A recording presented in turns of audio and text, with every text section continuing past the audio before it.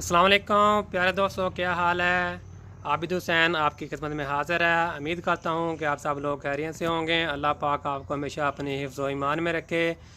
तो प्यारे दोस्तों, सब मिलजुल कर रहा करो, एक दूसरे के साथ अच्छे अखलाक से पेश आया करो, प्यार मोहब्बत से रहा करो, लड़ाई झगड़ा मत किया करो। अपने भाइयों का, दोस्तों का, रिश्तेदारों का, सबका ख्याल रखा करो, सबके साथ सिला रहमी किया करो। जो मुसलमान होने के नाते वैसे भी हमारा हक़ बनता है। प्यार नबी करीम सल्लल्लाहु अलैहि वसल्लम की सुन्नत है।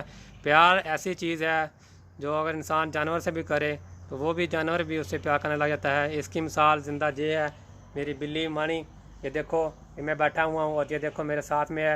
जब भी मैं घर आता हूँ ये मेरे साथ साथ रहती है, पूरा आगे पीछे घूमती है।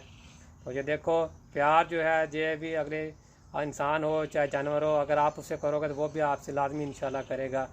ये मेरा ईमान है, मेरा तजर्बा है।